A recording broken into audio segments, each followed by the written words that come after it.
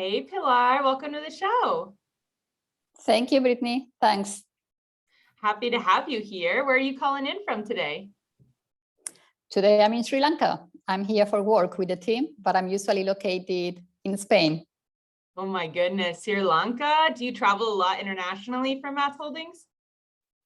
So I do travel a lot, not during pandemic, but now post-pandemic, we are back to usual a little bit. Actually, right after this interview, I'm heading to the airport. So around me, I have suitcases everywhere. We've been in Sri Lanka for 7 weeks. So the minute we finish the interview, I will just get the baby, boyfriend, luggage in that order and head to the airport. Baby, boyfriend, and bags. That's what we need. I love it. That's right. Well, before we get into Mass Holdings and textiles and all that stuff, first we want to learn more about you. So our listeners love to learn a little bit more about our guests because we often found ourselves in women's health. We usually didn't intend to be in women's health from the very beginning. So we love learning about people's journey. Please bring us through your journey. Where are you from originally? Did you go to school? What did you study? Did you have a career before this? And what was that? And how did you end up here? Very good. So I'm originally from Spain, as you can possibly tell from my accent. I started my career about 20 years ago, and I started already in the FMCG industry, working on products and solutions related to hygiene. So I've always been working on products and solutions for the benefit of consumers in general terms. But it was only in the last 10 or 8 years that actually I've transferred into more of the women's health and hygiene needs. And I've been working also for big companies internationally in that area, hygiene and health needs for women. And just about maybe 2 years ago is when I joined MAS at FemTech, heading the organization. I'm extremely proud of being able to drive a positive change in the industry from this side of the table now, from this industry where textiles are really playing such an important role in shifting the future for the category. What is Mass Holdings? Is it Mass or MAS? Yeah, well, it goes by MAS, right? So, Okay. so the company was founded about 30 years ago. It's the largest apparel tech manufacturer in South Asia. So it's about more than 100,000 employees, operations in 15 countries, about 40 or 41 manufacturing plants around the world. So it's actually a pretty large organization dedicated really to manufacture and innovate in the area of intimates, solutions, swimwear solutions, activewear solutions, and now also FemTech. I love that. Oh my goodness. Well, if it's a company that's 30 years old, I presume that this may be a later thing. They weren't working on this 30 years ago, right?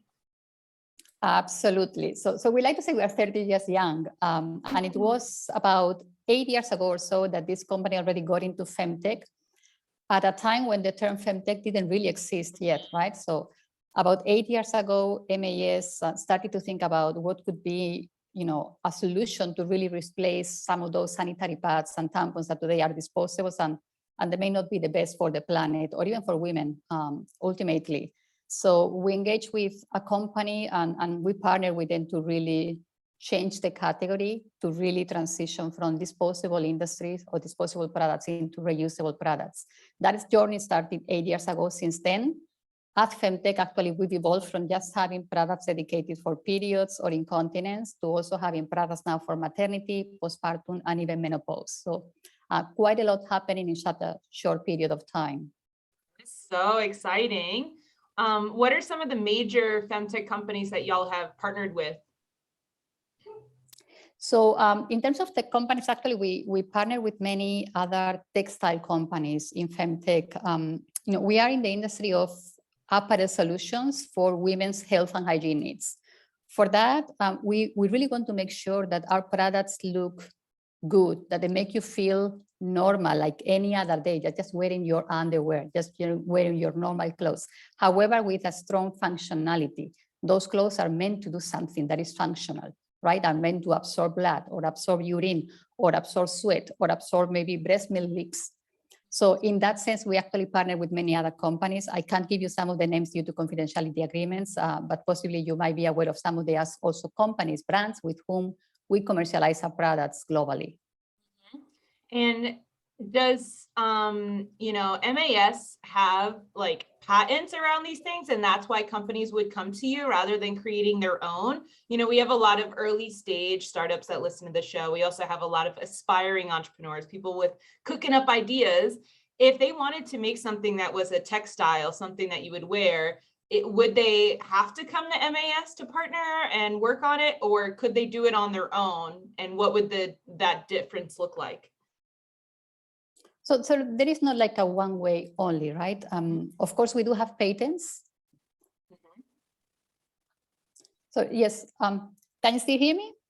Yep, you're good. Yep, okay, very good. So as I said, there is not just one way to go. Of course, we do have patents around some of our most sophisticated technologies. Actually, we do have patents in the areas of periods and incontinence, as well as in the area of maternity and even menopause. But having said that, we also partner with many other companies with whom we may develop something together, and we may actually help them to really patent something in their area. So we are also aspiring to have this type of partnership where we can bring great minds together and really innovate, right? Patents are also, of course, important. I think it's important that we build such a portfolio, but it's also important that we get in contact with the right professionals in the different industries, not only textile industries, but also chemicals, also engineers, also universities where really new knowledge is really booming. So that's also important. All of that is to say that patents are really key, but it's much more than that, right? Yeah. So let's just, I had to go down that road because I was like, let's just get some basic questions out of the way that I know my listeners will have and that I have. But let's kind of reverse and go back to the beginning a little bit here. You said this is an apparel tech company. What is apparel tech? So our solutions have to have something that delivers on a functional need. That is where the tech happens, right? So FemTech is one of those areas where I can give you examples of how it's not only just an underwear, but it's an underwear that does something, absorbs periods, absorbs urine, as an example, right? Or is a nursing bra that is supposed also to actually absorb breast milk leaks. Or is perhaps a t-shirt or an undie that is helping to regulate your body temperature as you go through menopause. That is also important. Within MAS, actually, there are many other business units beyond FemTech that are also working on tech solutions with an apparel base. We actually are also working on how to integrate sensors into apparel solutions to be able to have an understanding of your basic health KPIs, right? So that is how technology is embedded into apparel solutions. And that is what we do beyond, of course, the core traditional apparel fashion business. This is fascinating. Is it hard to make underwear that absorb period blood? Maybe somebody listening might be like, what? That's not that hard to do, but I presume it's probably pretty hard. Can you tell us more about that? It is hard when you want to make sure you don't disappoint a woman. We are not just talking of any underwear. This is a serious thing, right? Like, you are really supposed to deliver something that a woman can trust, can wear through the day, and avoid being in an embarrassing situation, right, throughout the day. So I'm sure there are many underwears right there manufactured anywhere else that could really absorb, right? But not every underwear for absorbent solutions is working in the right way, or really making sure that it really delivers full leak-proof protection, or that is actually reusable many other times, right? This business is not just about delivering an alternative to the traditional disposable products, such as sanitary pads or tampons, which we all know have consequences for the planet, but it's also an alternative that is supposed to be long-lasting, something that you can wear 10, 20, 30, even up to 50 times, and it still is working properly, right? So that is the trick, which is how you make it work to the right levels, but also how you make it last for X amount of washes. Yeah, because there must be not only the science and the absorbing of it, maybe smell, maybe, how do you make sure there's not leaking happening? But then also, then what do you do with that? You're not throwing it out, you're putting it in a washer. And I presume that there's some science behind working with detergents to get blood, maybe 10 to 20 milliliters out of panties, right? That's right. You mentioned a few things like, maybe odor properties, antibacterial properties is also really important, right? These are products that women are wearing, just touching their intimate parts. It's really important that we make sure that it's safe for use, right? Yes. And that the antibacterial properties or anti-odor properties are there after every wash, once and again. So all of that is really not that easy to deliver if you want to do it right. Again, you could have just a good enough product, but in these cases, we have to be serious. It's about health solutions, health and hygiene. This is just not an underwear. So that's why it makes a difference to make sure that all of your standards are in place. Yeah. And also, like you said, you're touching the intimate parts of a woman. If you're referring to the bra that's or pads that can absorb breast milk, those nipples are sensitive, right? We don't want just regular old gauze on them, right? It's a sensitive thing. So is that also something y'all consider as comfort? Of course, the materials have to be really sensitive with skin. They have to really make sure that, there is no irritation, that we don't actually contribute to another problem, especially when you are breastfeeding. Your nipples could already be very sensitive just because of the breastfeeding part, right? Mm-hmm. So you don't want this type of products to actually make the situation worse. That's really important that it works, but it works on a full case, meaning absorbs, provides the antibacterial and anti-odor properties, is actually caring with skin, right? So all of those things are really important, but above all, I would actually like also to highlight, that today in the industry for disposable products, call it like nursing pads that are disposables or sanitary pads that are disposables, we all know what is the consequence for the planet. Up to 7% of the world's landfill is actually made out of simply this, like products that are meant for hygiene solutions and that are disposable. And second, long-term is actually quite expensive. If we all think what we have to spend month after month, or even when you are breastfeeding, the amount of product that you use through the day and buy repeatedly. So it's not good for the environment. It's not good for our pockets. That's why we came with, what else could be an alternative that is reusable. Yeah. Do y'all have like factories, like R&D centers, research and development centers, where you have like menstrual blood and urine and breast milk and like you're pouring it on materials and like doing research?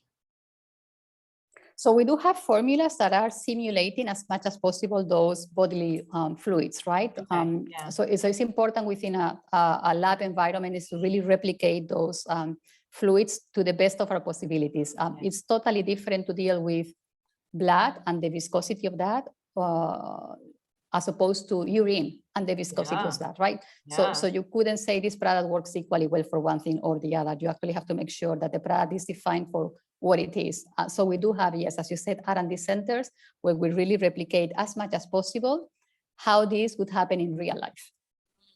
So interesting. We've been talking a lot about absorbing. Y'all also offer temperature regulating textiles. Tell us more about that. Yes. So actually, we came up with this idea when we were working on menopause. And, after periods, incontinence or maternity, menopause to us was kind of the next big thing in FemTech. Mm-hmm. But as I said, MAS has been really a pioneer in FemTech. We started in this 8 years ago, as I said, with periods. And we already went to maternity about 4 years ago. At that time, Brittany, actually, there were no brands willing to partner with us to commercialize our solution. I will talk now about our solution, but it was early days for menopause and early days to dare to talk about such a taboo. So as we couldn't find any partners to commercialize our solutions, which by the way is patented solution, we were brave enough to launch our own B2C model, our own brand in the UK. So our business is really not B2C. We are in the business of serving brands so they can actually sell to consumers. But in that specific case, because we could not find a partner, we went ahead and launched our own brand, which is called becomeclothing.com. That's the website in the UK. And there you could find everything else about the technology, how it works, what is the magic within that. But actually, it's a technology that is able to regulate your temperature as you suffer a hot flash. What is a hot flash? Hot flash, first of all, in menopause is the number one symptom, right? 80% of women in the menopause are suffering hot flashes on a daily basis, several times a day, so quite frequently. This technology helps regulate your body temperature when you suffer the hot flash. It's able to actually transfer the heat out, make sure that there is no odor, no sweat, and it's able to control your temperature to go back to normal again. Since we have launched, actually, the world started to talk about menopause as well. I know in many countries, in the US, in the UK, menopause is now a big thing. Yeah. And now actually we do have brands and partners interested in talking about menopause finally, which makes me extremely happy because, I struggle to see how much taboo there is still in everything that has to do with feminine, intimate hygiene or health. I mean, that's insane that y'all literally had to, as a B2B 30-year-old company, business to business, you had to launch your own brand because there literally wasn't any partners that you could sell your menopause hot flash textiles to. That's insane. And I'm sure that wasn't that long ago. Exactly. We launched it 3 years ago. And again, it's not our business. It's not what we know how to do best, but we had a product. It was great. It was patented. We couldn't take it to market. And so we were in a corner like, let's take it to market ourselves and at least, keep going until the world is ready for this. And the world is now ready for that. Yes, thank goodness. Thank goodness. Do you think there's other areas in women's health that textiles could have a part in? Maybe something that isn't necessarily obvious, like hot flashes, right? Like that's not absorbing blood or urine, but it has to do with your clothes. Are there other areas in women's health that textiles could contribute potentially?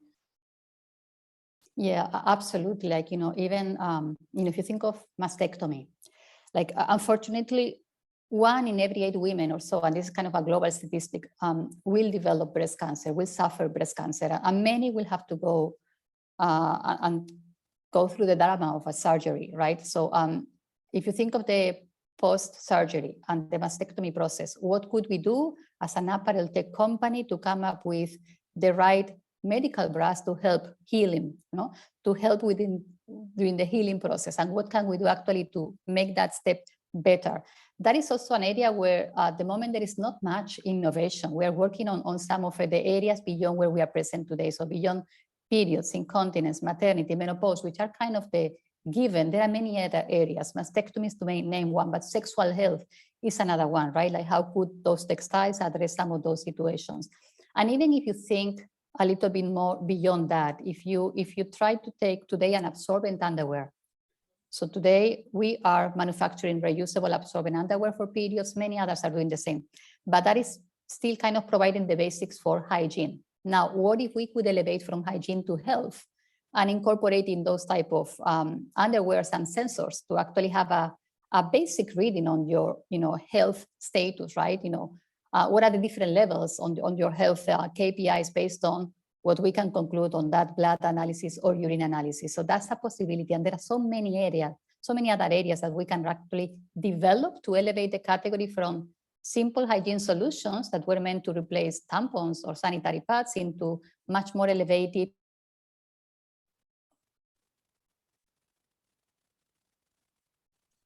Amazing. That is absolutely incredible.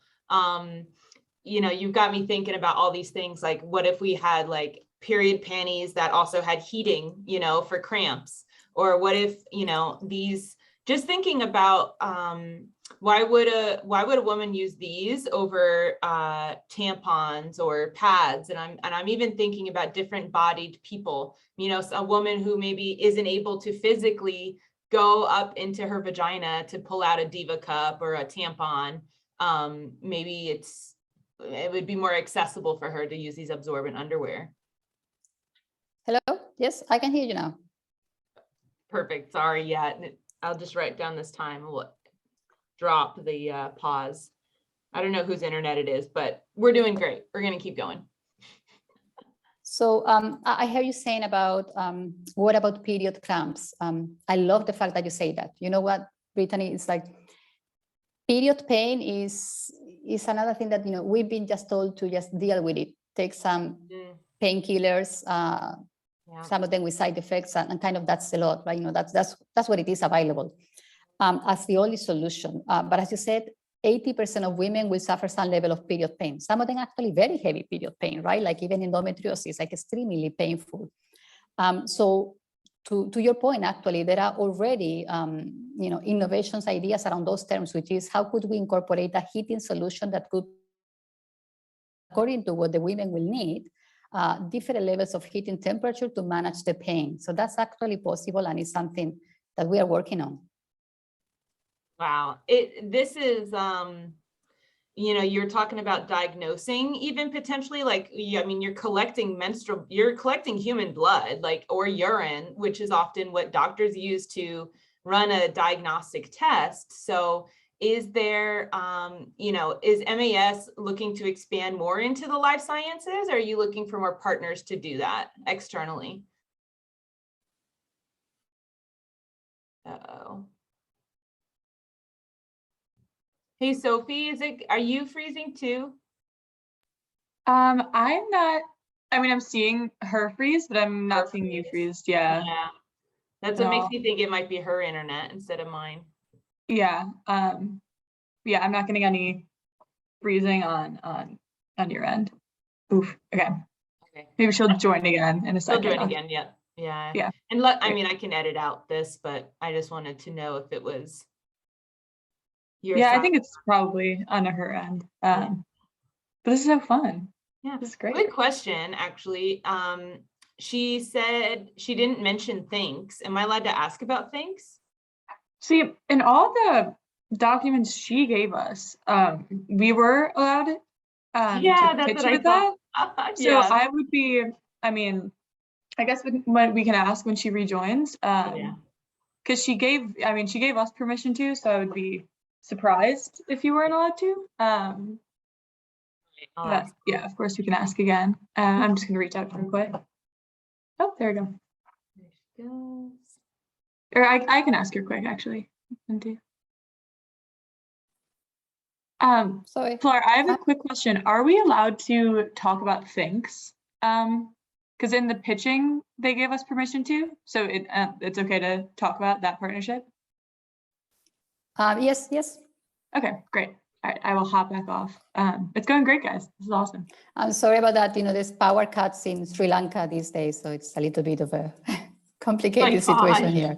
No worries. Luckily, technology, we just edit it and it sounds like it's all smooth. So no worries. I'll pick up on my last question. So I'll just pause for a second so I can have some editing space.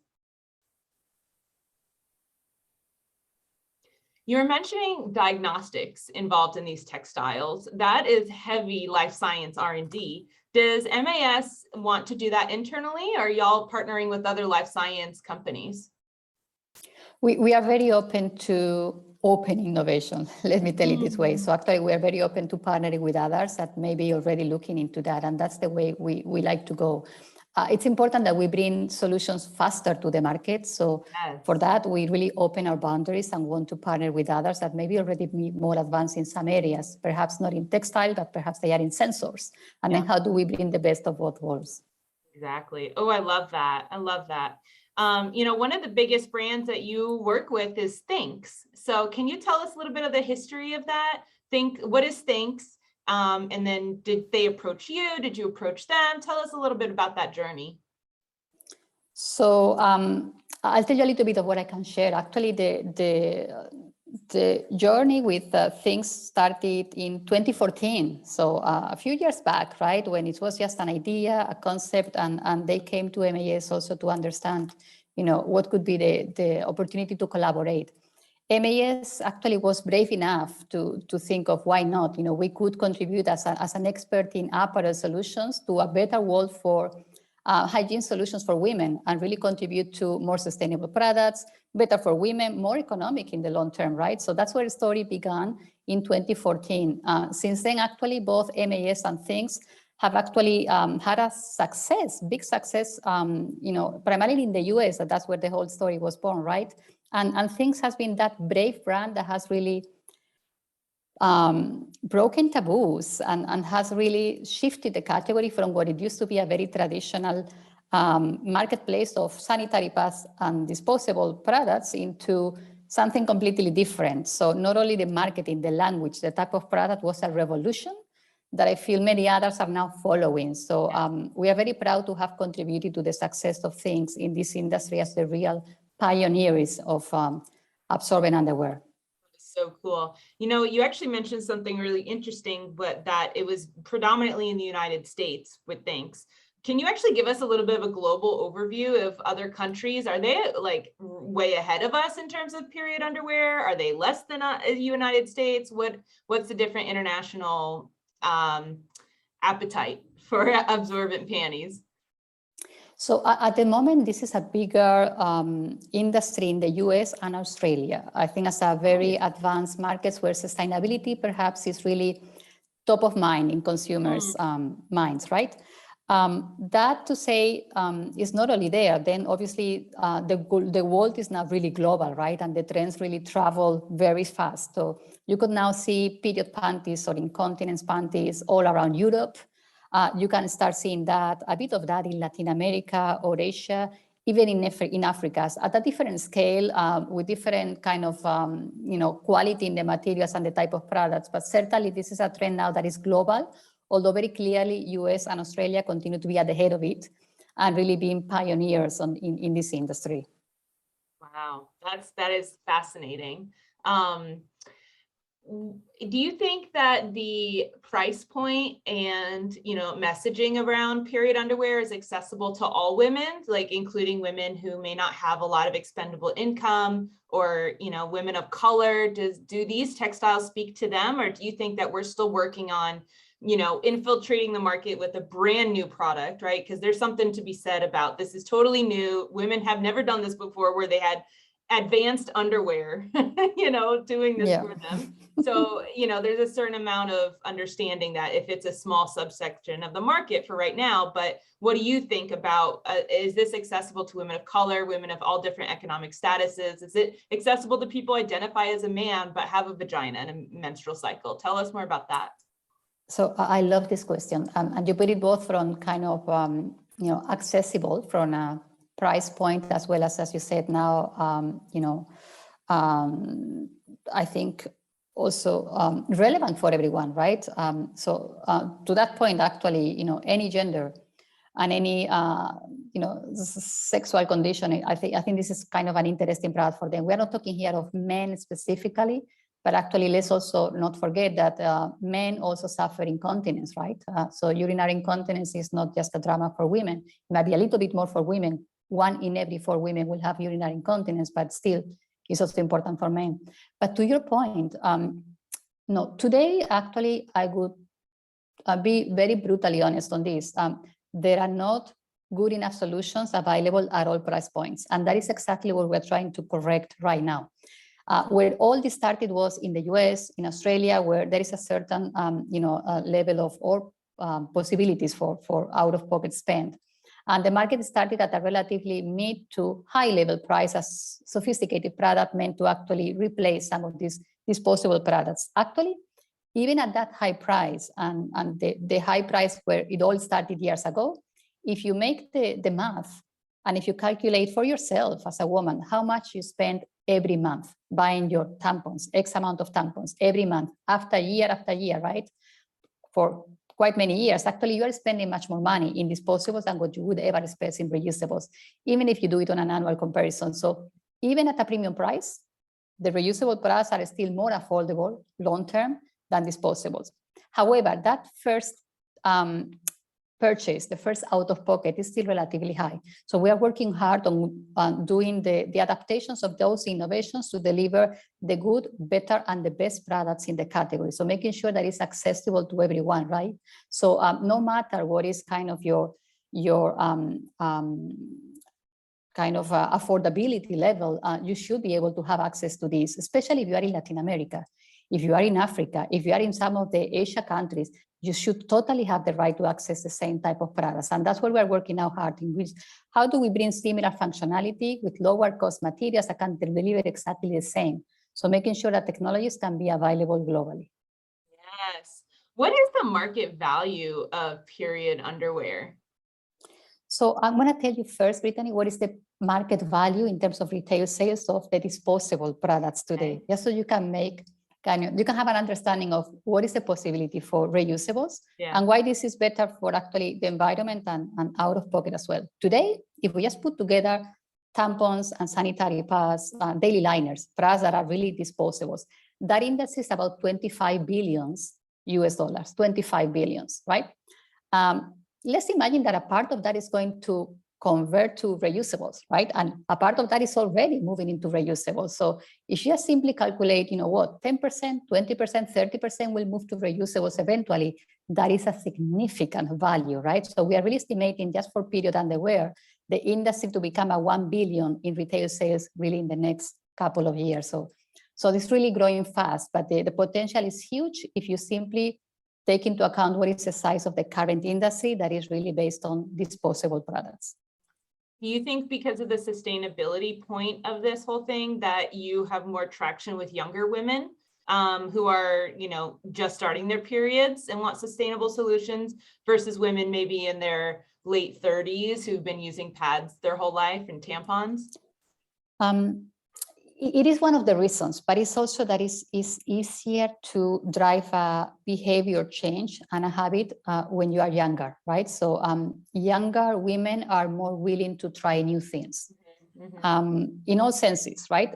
Here as well in this type of products. So it's difficult to convince a consumer that has already been using tampons or sanitary pads for 20 years to try something different. Although I must say that it's not only sustainability that is driving this younger group to try new things, but also the older group is attracted to this, perhaps not just purely from a sustainability angle, but also from a normalizing type of idea. Let me explain that. If you, not necessarily for period, but if you're suffering urinary incontinence and you have to wear each and every day a sanitary pad that you will change X amount of times through the day, that always reminds you of your condition, right? And it doesn't make you feel normal and just good. So these type of products are meant to look good, just like any other underwear, but have a function. And ultimately, the idea is to make you feel normal, like forget about your condition because you should feel normal, actually something normal in life, right? To go through these stages. And that's what we try to make sure that, people will just simply wear their clothes, their underwear, and just go with it. My sister needs your product because she is currently pregnant with her second child and she got a cold last week. And she said, honestly, the worst part of this cold is that every time I cough or sneeze, I pee myself. So she's like, I have gone through so many underwear this week. It's stupid. Like I literally run out. And she would just sneeze or cough and she goes, oh, because she just emptied her bladder, That, fantastic point, because that really happens during pregnancy, and then postpartum can be even worse. If, our research tells us that during postpartum, up to 95% of women, so actually every woman suffers incontinence. Incontinence or very heavy vaginal discharge. So you absolutely need to be wearing daily liners for quite some time or this type of products. So actually, this is really relevant for women across the different life stages. And your sister example is, I can relate to that, right? I've been pregnant just like, a year ago. And so absolutely right. What percentage of menstruators would you say are currently using period underwear? Very small yet. There is the need to drive awareness. If you ask women around you, many may not even know what this product is yet, right? Many may not even have heard of it. Literally yesterday I was at the gym and I was with my personal trainer and she always asks who are you interviewing this week? And I said, oh, this company, they make the textiles for period underwear. And she was like, what are those, the underwear you wear in your period, your ugly ones, your big floppy? And I said, oh, no. They're smart, absorbent. And she was like, I've never heard of that. And sometimes I am, naive being the host of the show. I'm like, oh, you've never heard of that. And then I'm like, whoa, no judgment. And I was like, I'm going to send you the episode. Okay. But yeah, I can't believe there's everyday women who are, young and out there and not living under a rock, and they still don't even know what it is. Absolutely. So I tell you that the product awareness is still very low. So it really takes time to educate people, and some brands are doing a fantastic work on that. But today I would say that possibly only 15% of women are aware of such product existence, aware of the existence. That doesn't mean they use it yet, right? And using that, possibly less than 5% of the women menstruating are even using that or have ever tried such products. So I think the future opportunity is brilliant, but it really requires efforts in terms of educating and marketing. Yeah. Well, through this podcast, I've learned different cultures have different, like their defaults, for menstrual solutions. Like in Japan, the vast majority of women do not use tampons. Like less than 10% of that market uses tampons. And so when I first heard that, I was like, what? Whereas US, it's more predominant. So everywhere is different. What would you say are like the top brands right now available in this industry? And then are there any upcoming brands that we should be aware of? So I think top brands will be, we mentioned Things, of course, that's the global leader. You also have strong brands such as Nixwear, Modibody, The Arcade, those just to name a few, right? And they are mostly US, Australia, Europe. There's still some other small brands now making the progress in Latin America or even in Asia. At the moment, I would say those top 3, 4 are really the most critical ones, but many others are really following. And actually, I love that. I really encourage that level of competition and that level of action within this industry, because only by having more and more brands and investors interested in helping those brands, startups really to take it to the next level, we can really make a change in the industry. Again, going back to today, disposable industries, where all women are contributing to that, right? To the problem for the planet and eventually kind of a high spending month after month, year after year. So it's only through more brands, more investors, more public interest in driving these new categories that we can really drive the change. Absolutely. And are these products typically sold in the FemCare aisle, even though they're technically apparel? Good question. So today, because the nature of the industry is mostly startups, they mostly sell online, right? So it's mostly digital business in most cases. Yeah. Now, you possibly start seeing now in some of the stores also this type of products. And that's kind of the key answer where, the key question where there's not such an answer yet, which is women are today used to, buy their tampons, sanitary pads on a certain area in the store, right? Where hygiene products are. But we're talking here of underwear. So also women are used to buy their underwear at a different area, or perhaps even a different store. So what's the future here? Who will really win this race, right? It's like, are women going to trust more maybe hygiene brands and buy this from a hygiene shelf or from their underwear brand? And for that, I don't have an answer yet. That's why for us, it's important that we also engage with brands that are coming from both two worlds, from the fashion industry as well as the hygiene industry, right?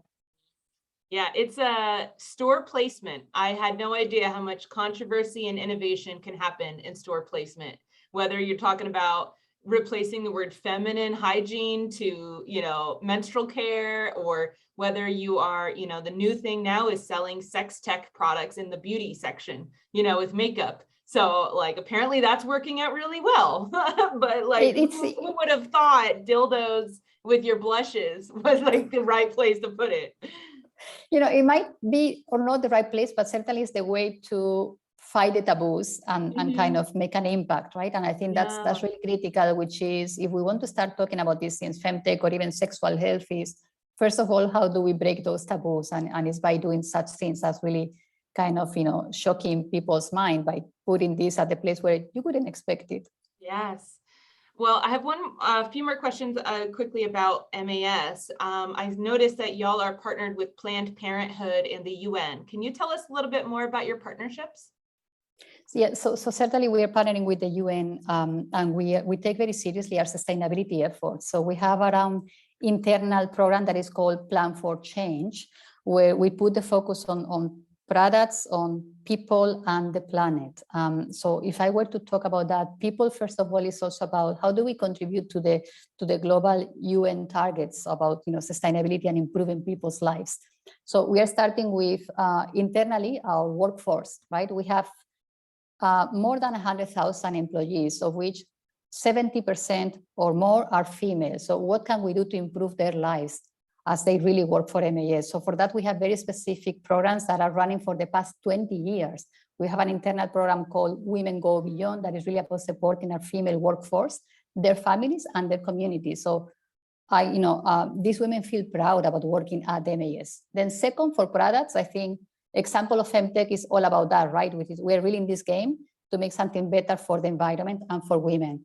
And third is about really the planet, which is everything we are doing in FemTech as well as the rest of the units is really with that efforts towards improving sustainability profile of our products. So we are really taking that seriously, and that's why we decided to be one of the partners with you and to try drive that global agenda for sustainability. Fantastic. And are you partnered with Planned Parenthood as well? Yes, we are. I cannot give you more details on that. I would need to check with my colleagues to give me the information, but yes, that's another partnership. Amazing. Wow, MAS does a lot of amazing work. This is incredible. Who knew the giant behind this, the textile innovation? Thank you so much for your time. We have two last questions that our listeners really love. The first one is, we have a lot of aspiring entrepreneurs, students, people switching professions. They want to make a difference. So what is an area in women's health and wellness that you think still needs innovating? Certainly, menopause is one of those areas. I talk about hot flashes as the number one symptom in menopause, but that's one symptom only. Research tells us that there are up to 48 symptoms in menopause. Some of them may not be suffered by many, but certainly there is a top 10 list that we haven't really tackled yet, right? And today in menopause, which is such a taboo because combines kind of women and older women. So it's like a double taboo where nobody wants to talk about that, right? But if we think of that, the only solution today is hormones replacement therapy, which means taking some drugs with side effects. That could be good, but what is about, is there any non-medical solutions to that? What else can we do? So the example that we develop with our textile solutions is one of them, but I really would encourage these young entrepreneurs to come up with ideas also to cater to women at the menopause. By 2025, there will be 1 billion women in the menopause. What are we doing for them? Not much. And the economic burden is huge for women with menopausal symptoms, missing work or not being able to perform as well because their symptoms are just so in the way that I always think about, we fought so hard for women to be the CEOs, for women to sit at the table, for women to be on the board. But if we don't take care of these women, they're not going to be well enough to sit there. They're not going to be well enough to be in those positions that we work so hard to get, because our health is bringing us down because no one made a solution, right? Absolutely. And it's very wrong to focus just on periods and incontinence. I think it's, the full life cycle. And that goes from periods to pregnancy or not even pregnancy. And if you're pregnant, postpartum, and then even menopause. So it's not just periods, it's from periods to menopause and everything in between. And I think we owe it to all women, no matter their age. Yes, absolutely. And our last question is, what do you think the FemTech industry as a whole needs the most right now in order to be successful? Investing, and I would say more daring young entrepreneurs wanting to bring their ideas, talking with some of the other experts. It could be us, it could be someone else, but I think we need more action, more interest, more investors, because only by that we will really be able to drive the change, right? It has been a massive change, but it's still an industry with relatively very little investment, considering that we are catering to 50% of the population. It's not it's pretty obvious to me when I have a founder on the show and they say more investment, but I find it very interesting. You work for this company with thousands of employees and you say investment. What's your experience been with, have you talked to investors, or are you talking to founders that tell you about the investors, or how do you know that is what the industry needs? Absolutely. I'll give you just a fact. In the last decade, only 3% of the businesses that raise financing, they did it for a fem health or a femtech area. Only 3% of the businesses that raise financing. So the other 97% did it for something else. There could be many other areas of investment, right? But I would say again that this is relevant for 50% of the population. That is not a niche. And 50% of the population that will naturally have periods, naturally have incontinence, and naturally have menopause. We like it or not, right? So what are we doing about that? Yeah, I love it. Well, Pilar, this has been incredible. Thank you so much for your time today. I hope you can pack up your baby, your boyfriend, and your bags, get home safely. Thank you so much for your time. Thank you so much for having me. My pleasure. Awesome. I just ended the audio, so don't leave. 1 second. Let me just save it. That was excellent. Sophie, if you'd like to come back, you can. That was really, really awesome. So perfect interview. Cool. And yeah, then, that was great. That was so fun to listen to too. Just as you know, I got the exclusive. you did. The first you got listener. The exclusive with all the bloopers. Yep, you did. So Pilar, there's one last thing we like to ask you. So what we do is every episode actually begins with the guest's voice introducing themselves. So the template essentially is you say, "Hi, my name is Pilar Diaz, CEO or global head of FemTech at MAS Holdings. And FemTech to me is," and then you give some kind of a statement about what it is and what it means to you and why you think it's important. So I can drop the template here. So you say, "Hi, my name is Pilar Diaz, global head of FemTech at MAS Holdings, and FemTech to me is," and then you can come up with the answer, and you can take a minute if you'd like. Just should be like very short, right? Like a minute. 30 seconds. Yeah. Usually people do, I would say they say 1 or 2 sentences afterwards. So they'll say, and they usually cater it to what they work on. So for you, I would say, FemTech to me is innovating in the textile industry for everyday, problems that women face that have been overlooked for too long or something like that. Very good. Okay, let me just. Yeah. Okay, yep. Yeah, you have an idea? Okay, cool. I do. Let me just check your chat on this. Okay. Yeah. And then whenever you're ready, just go ahead and say it.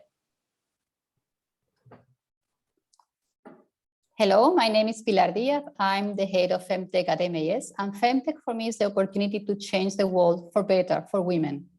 In my area, it's about innovating for textiles and apparel solutions in all of the areas that are important for a woman, from menstruation to menopause and everything in between. Perfect. That sounded perfect. So that's how the show will, the episode will start with that, and then it goes to music, and then we intro the show, and then the interview. So that was perfect. I can actually tell y'all what date your episode will come out. Give me 1 second to open up my Excel sheet here.